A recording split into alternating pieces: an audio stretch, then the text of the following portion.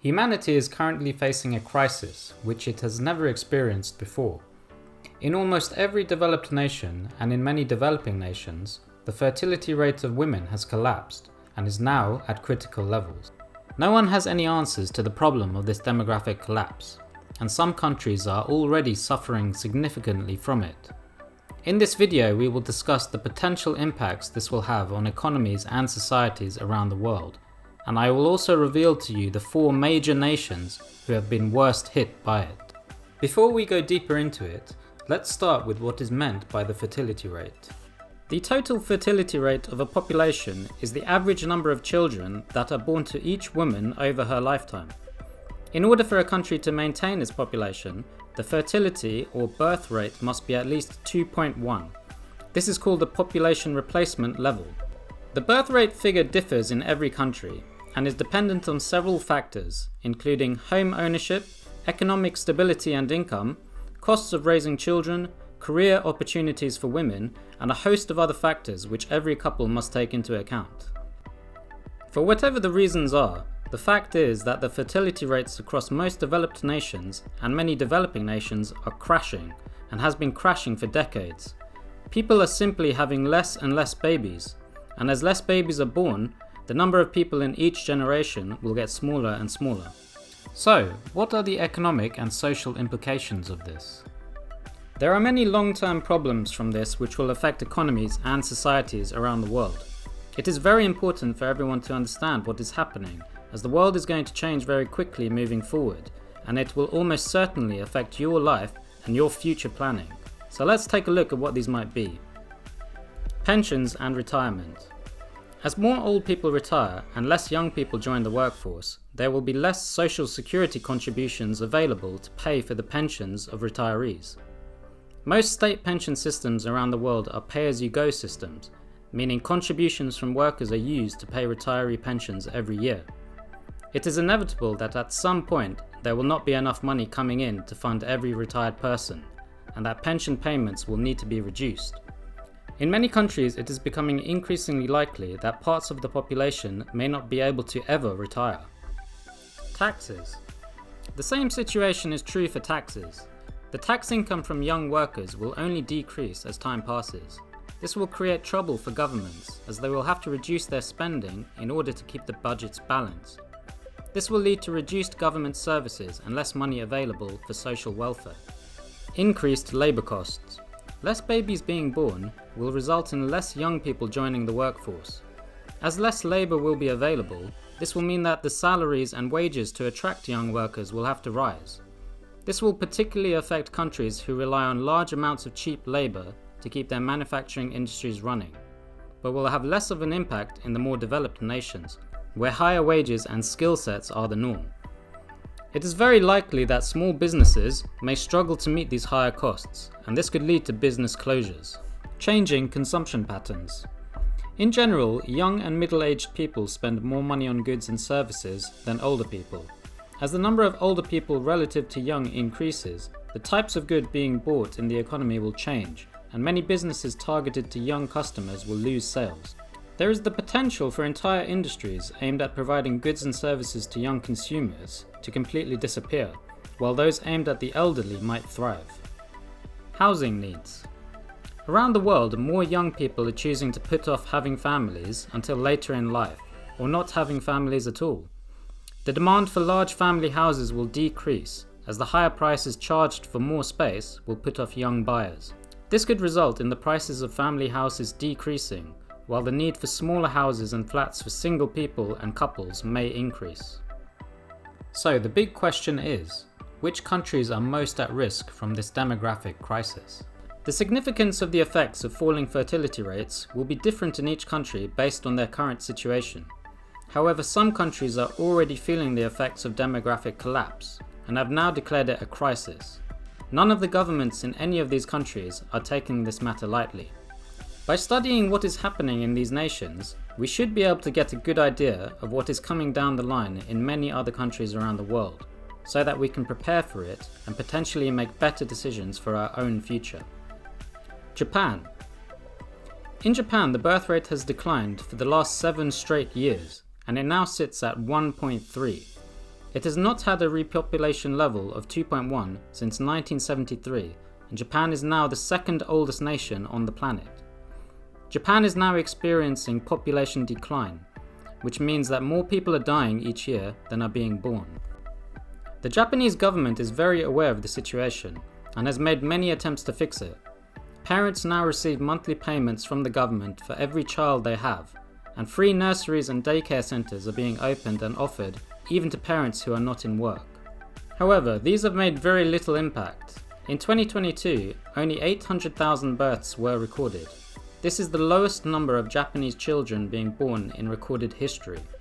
The situation has become especially bad in Tokyo, where the fertility rate has dropped to a shocking 1.04 in 2022. In June of 2023, Prime Minister Fumio Kishida said that the youth population will start decreasing drastically in the 2030s. The period of time until then is our last chance to reverse the trend of dwindling births. It remains to be seen if Japan can reverse the trend. However, it does not look likely. Italy. The fertility rate in Italy currently stands at 1.24 and has been under 2.1 since 1976. In 2022, the number of births fell to 393,000. This was the 14th consecutive year-on-year drop and the lowest number since the country's unification in 1861. In 2023, the number of births is projected to decrease again. Italy is also in population decline. The Italian population peaked in 2016 at around 60.7 million people. Since then, it has continued to decrease and is now below 59 million. This is putting extreme pressure on the Italian government finances. The Prime Minister, Giorgia Meloni, has warned that Italy will no longer be able to afford its welfare system unless it halts its demographic decline. In October, she said, "Our welfare system cannot hold up if we have a population that keeps getting older and fewer people who work to support them." Some government plans are underway to give financial assistance to parents, but there are no signs of improvement yet. China. Unlike any other country in the world, the government of China actually created its own demographic collapse. In an attempt to curb overpopulation, the Chinese government implemented the one-child policy. This meant that couples were only allowed to have one child between the years 1979 until 2015. Although during this period, China was able to manage its population well and grow the economy enormously, it is now facing the disastrous consequences of this policy and has no way to stop it. China is now facing a massive labour shortage. Manufacturing and factory work is the largest employment sector in China.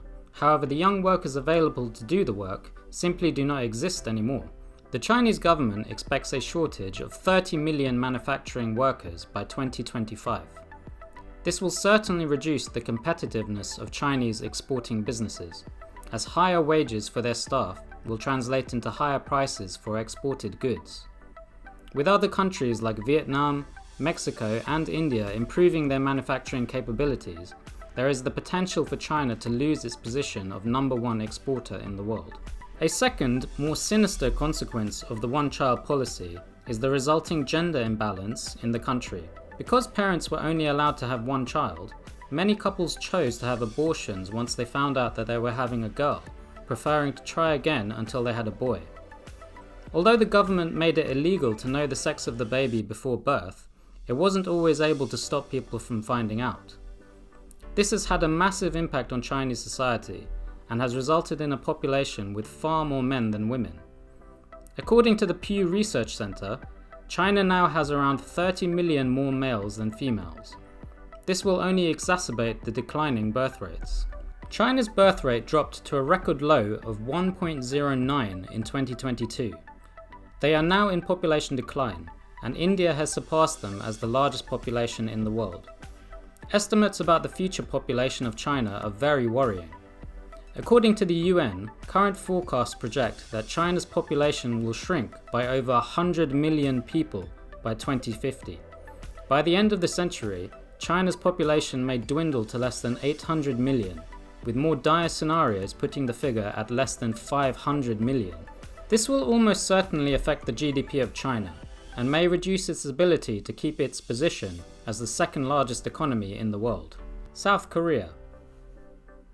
Out of all the countries on our list, South Korea has the worst demographic situation by far. The fertility rate has dropped to a record low of 0.78 in 2022. This is the lowest in the entire world. The situation is so dire that the Statistical Office of Korea is expecting the trend to continue and potentially reach 0.65 by 2025. It is very difficult to understate just how bad the situation is now. Many analysts are wondering whether South Korea can even survive as a functioning nation in the future, and are taking very seriously the possibility of South Koreans disappearing from the world altogether. In December of 2023, the Justice Minister said, "We have already passed the phase of contemplating whether or not to adopt immigration policies. South Korea faces the fate of becoming extinct due to a population crisis if we do not adopt such policies." South Korea is expected to become a super-aging society in 2025, as more than a fifth of its population passes the age of 65. This is putting extreme pressure on the pension system, as the government is struggling to fund its retired population. Calls to raise the retirement age are growing, and many retirees are being pushed into poverty and are being forced to retrain in order to go back to work. The idea of never retiring is gaining popularity in South Korea, as many old people do not have children or families to help take care of them in their old age. Because of this, loneliness is rising and having a very detrimental effect on society. More than 1 in 5 elderly people now live alone in South Korea.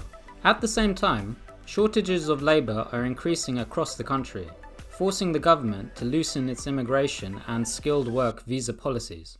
It is unclear whether South Korea will ever be able to deal with its problem of extremely low birth rates. However, by keeping an eye on this country, we will be able to understand what the most serious effects of demographic collapse could be. If you found this video interesting and would like to know more about the most important economic trends happening in the world to help your investment decisions, then make sure you subscribe to the T15 report. If you know anyone who would like this video, then please share it with them. Alright guys, thanks for watching and see you on the next one.